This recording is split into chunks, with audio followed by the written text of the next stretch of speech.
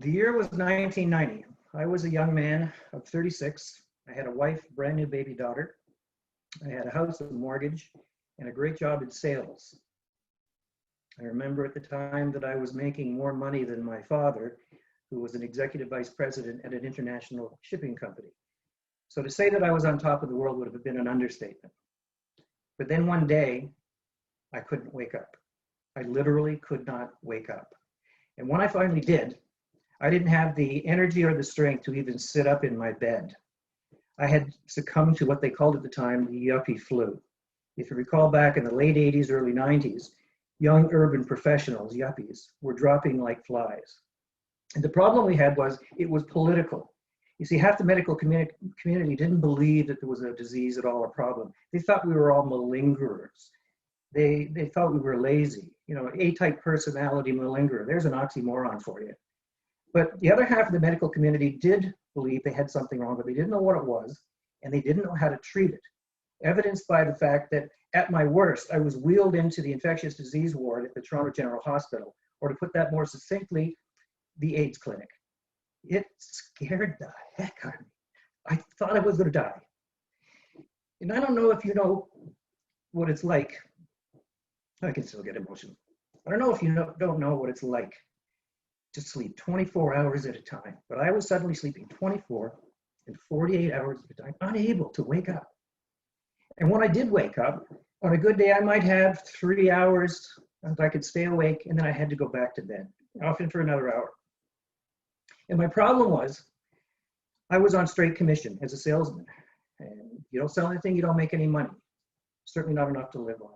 And I had another problem too. Although I'd been with the company for over 5 years, the year before I left them to join my friend in an entrepreneurial venture, but when I started feeling poor in health, I decided to come back to this company because I knew I would have medical benefits, which I did, except what I didn't realize is when you come back, they still treat you like a new hire, and it's 3 months before your medical benefits kicked in. So there I was, a wife, a kid, a mortgage, sleeping for days, slipping into deep depression. Straight commission, no medical benefits. Failure for me was not an option. So if I was gonna survive, make sales, my family was gonna survive, I had to make a wholesale change in absolutely everything I did in my life. I had to have a new strategy to deal with my customers. My territory was in downtown Toronto, and I was living in Pickering at the time, and I was selling office equipment. I couldn't leave the house. I had to find new ways to control my depression, my energy, my strength. I had to find ways to control whatever energy I was given on any given day. I couldn't waste a single drop. Well, the good news is I did all that. And I'm proud to say that it took me 9 months to overcome what they then called, and still do today, chronic fatigue syndrome, fibromyalgia, and depression. And with the things I learned and put into place that changed everything I did, I changed my disadvantage into an advantage, so much so that at the end of that year, I was still the top salesman in North America for my Fortune 500 company. If you want to read about it, it's in my book, Until You Walk the Path. But I don't tell you this story because I want to brag or sound big in the head, and I don't tell it to you because I'm looking for anybody's sympathy. I tell it to you because one reason, what's in this book is everything that I learned, everything I discovered, and I'm living proof that it works. It worked for me, and it works now for people that I counsel and coach. But let's come fast forward now to the present and the facts on the ground. We know that we're in our second year of COVID, and sadly, stats from Stats Canada and CAMH are unremarkable. Parents with children that are 18 are 56% more stressed out. 1 in 10 Canadians admit to suicidal ideation in the last year. The LGBTQ folks, suicides are up 18%. The number of suicides, 75% of the suicides for people 15 to 21 are boys. And girls are attempting suicide even more than that. And people with going into it with mental disorders are extremely compromised. Even people with things like eating disorders are now out of control because of that. Eleanor last week talked about the fact that we talk to ourselves, and she is right. She also adroitly pointed out that a lot of what we say to ourselves is negative, and she's right about that too. In psychology, we refer to that as your inner storyline or your inner cognitive loop that plays over and over in your day as you go about your day. And if your outlook, oh, but by the way, and that's what fuels the immutable law of attitude, belief, and expectation, which is to the degree to which we believe anything, it becomes our reality, even if it's incorrect. And in most cases, it is. And so we know in psychology that if your outlook and your loop is negative, that over time you develop cognitive bias, which means if something positive comes along, you tend to ignore it and minimize it and get away from it. But the good news is it works just as well the opposite way. If your outlook is positive, you develop the same cognitive bias that if something bad happens, you tend to put that to the side. And so what we're talking about now is, but let's put this to the side. We know that I got so many things I want to tell you here. We know that today everybody's stressed, but we know that even before COVID, I like to quote Henry David Thoreau that talks about most people, he said, and look around the room when I say this, most people live lives of quiet desperation. What he meant was when they get up in the morning and they look in the mirror, they don't like what they see. They don't like their family situation. They don't like their jobs. They don't like their future prospects and settling. That's how they begin their day. So what we need to understand is even before COVID, in regular times, people need help sometimes to identify and control, minimize the stress that comes in their life. Today, even more than ever. So how can what's in here help? Well, first of all, if you can appreciate that the most popular counseling that's going on today is CBT, cognitive behavioral therapy.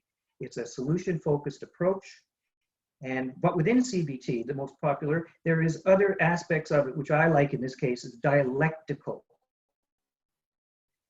CBT, because what I find, especially when I'm counseling people, is the words that we choose to identify and describe what we're going through are so important to find, because they need to be challenged for their veracity and validity, because like I've said, in many cases, they're not fully grounded in truth. And if these keep ruminating, we've got to find a way to parse them out of the way we think and replace them with more positive things.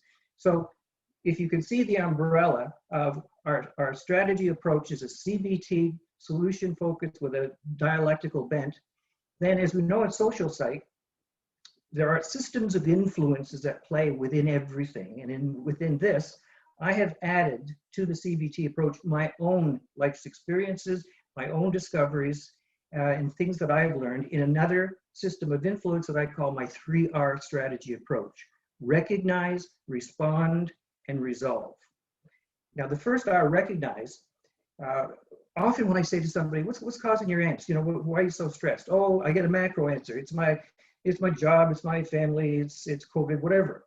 But what I press them for a more specific micro answer, often they don't know. They haven't given it any thought. And the reason is because the challenges and the problems they have in their head are so voluminous, so out of control, that they haven't even taken the time to try and determine exactly what it is. They've given over their inner locus of control to an outer locus of control.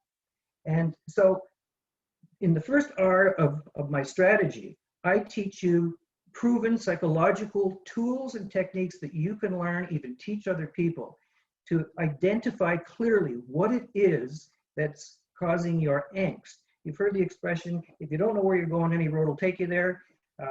I wrote from my thought book, if your race has no finish line, there's never an end to your race. So we can't clearly identify what it is that's causing our problem. How then can we ever hope to overcome it? So after the first R, you've got that, you go to the second R, respond. There's no smoke and mirrors in this book. There's no ideas and concepts that are in the ether. Everything that I tell you without this book is psychologically proven, it's tangible, and these are tools that you can use to your advantage. For example, in the respond, a behavioral trigger. What is a behavioral trigger? When should I use it? How should I use it? Why should I use it? What's going on when I use a behavioral trigger as a tool in this situation? I explain all of that.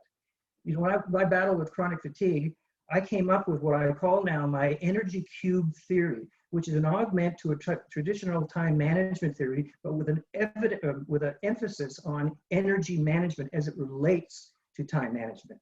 When I'm counseling my people, I use my box theory, my shoebox theory, such that they can see their issues apart from them, having a beginning, a middle, and an end. And it's almost like taking a ruler and turning it so you can see the whole thing. It quantifies. Last week, Eleanor talked about the therapeutic benefits of music, and she was right again. Music calms the savage beast. But to look at it only from that aspect is a monolithic approach. Music has so much more power if you learn to use it properly for yourself.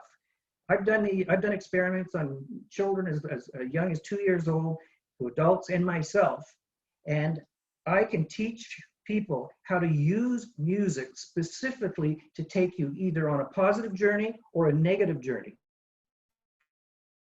A critic might say, why would I go on a negative journey? It's in the book. It's because in some cases to go this way, you have to go this way first, and you can learn to make music your tool. So you recognize what your problem is, you respond adequately and sufficiently. It's time to go to the final R, resolve.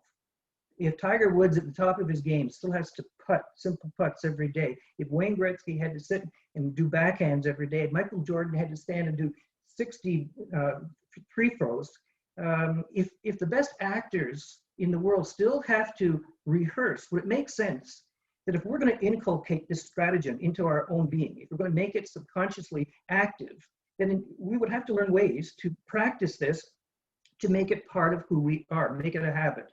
We know in psychology that to make a wholesale change in behavior of any kind, positive or negative, it takes 30 to 35 repetitions. So in the resolve stage, you learn tangible ways that you or people you're trying to help can learn to keep this and make it part of you. You never forget it. So I guess in summation, the way we're going to approach our challenges in keeping them under control is with a proven CBT approach, with a bent on the dialectical portion of it, with a system of influence based on real life experience, a 3R process: recognize, respond, and resolve. And as I keep saying to you, what's in here works. I am living proof. So I guess in closing, I'd like to say I hope I have inspired you enough to give some more thought to this. And putting on my salesman's hat, I hope that I've inspired you enough to maybe look into purchasing the book for yourself, or maybe, as it is in many cases, for friends or family that you know are suffering. So with that, my name is Paul Shearstone, or you can call me Mr. Resilience. I thank you all kindly for your time and attention.